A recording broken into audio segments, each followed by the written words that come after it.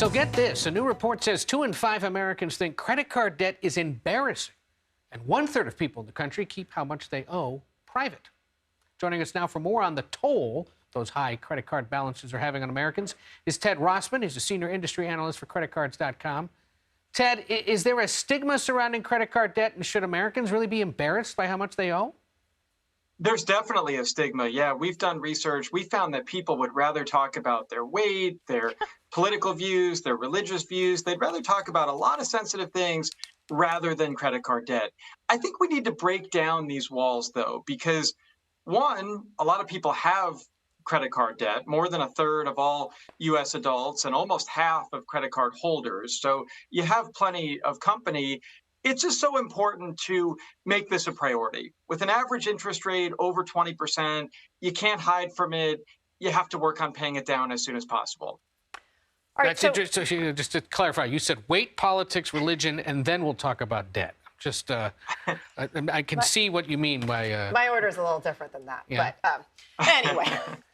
All right, so one survey found that 1/3 of married Americans haven't told their spouses what they owe. Now, I have two questions on that. Is that more common now? Because I know a lot of married couples who, unlike the past, they keep some of their finances separate. So, like, you may have your own credit card and your spouse may have their own credit card, and then you have a joint card, so that's possible rather than everybody having a joint account. And is that common? Why does that surprise you? And why would that be something that somebody wants to conceal? I agree that the yours, mine, and ours school of budgeting is on the rise with more two-income households, with more people getting married later. A lot of people like some autonomy over their money. That's fine as long as you agree upon the parameters. I think that's what's key. What we really don't want to do is squirrel money away or have secret debt. Secrets are a problem in a relationship because even if you want some independence with your money, you are tied together. So I think it's really important for couples to work together. It may not always be easy, but start small. Get it all out there. Maybe have a short initial chat over a glass of wine, and then later on you can have deeper talks about money. But I think it needs to be both the fundamentals of what's due this month, what's coming up, and also the longer term stuff. With respect to credit card debt, I mean, how great would it be to pay that off, avoid these 20% plus rates, and then really work towards something else, whether it's home ownership or retirement or some other future goal. It's hard to build wealth when you're paying the credit card company that much every month. Ed O'Keefe and I have no secrets in our relationship. That's not even the least bit true. So Yeah. go ahead, Ed. I was just going to compliment Ted for not only being great on credit cards, but also relationship advice. Now, I remember during the pandemic, we were talking about how people had been squirreling away money because they weren't out spending it on travel or eating out and things like that. Yeah, I thought we were doing better with this We stuff. were, but apparently the level of debt Americans are in post-pandemic is somewhat concerning. It's up to a record high. So you're right. Really? For a while, it fell. From Q4 of 2019 to Q1 of 2021, credit card balances fell 17%, according to the New York Fed. That was a dramatic drop, really fueled by stimulus and the fact that people were spending less. Since then, though, it's been really a straight line up. And right now, credit card balances are at records. We're seeing more people carrying debt, and we're seeing interest rates at record highs. So I think this just calls to importance the need to pay it off.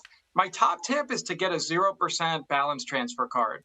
These allow you to avoid interest for up to 21 months. That can be a tremendous tailwind on your debt payoff journey. Ted, I went to school, I started getting credit cards and having my own money right about before the financial crash. And I remember walking into a bank as a student and starting a business loan and them handing me a $20,000 line of credit as a college student without a full-time job. Credit card bills were high. I feel like we all learned this lesson and then we didn't. How do we keep unlearning this lesson? Because I feel like people my generation ran up bills. We learned that didn't work. Yeah. We paid them back down, and now we're all doing it again. Is it just necessity? A lot of it is necessity. Yeah, there have been some efforts to limit access to credit for young adults, like the Card Act, which came into play in 2010, pushed credit card marketers off college campuses, made it harder to get your first card, especially before age 21. What we see, though, especially among more established adults, is necessities really fueling credit card debt. So number one would be an emergency expense, some kind of unexpected medical bill, home repair, car repair. That's the primary cause of credit card debt. And then a close second is day-to-day expenses. And I think that's really taken center stage over this past year with inflation being so high.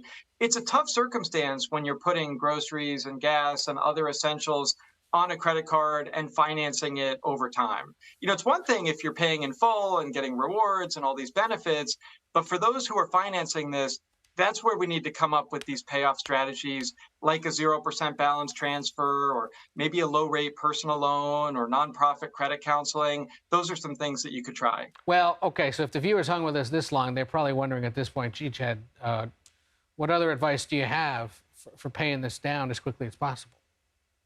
The balance transfer one is a great tip because you move your existing high cost debt over to a new card with a 0% promo rate for up to 21 months. The Wells Fargo Reflect, the Bank AmeriCard, and the Citi Diamond Preferred are three good examples. I say just divide what you owe by the number of months in your 0% term and try to stick to it. Don't add new purchases, even if they're interest free, because it's hard to hit a moving target. I also think that something like taking on a side hustle could be really impactful. I mean, it doesn't need to be forever, but to the extent that you can up your income or cut your expenses, maybe sell some stuff you don't need, a dollar saved is a dollar earned after all. And every dollar you pay down of credit card debt has a basically risk-free 20% return on average, just given how high these rates are. Just get those balances down. Ted Rossman, thank you so much. No problem. Thank you.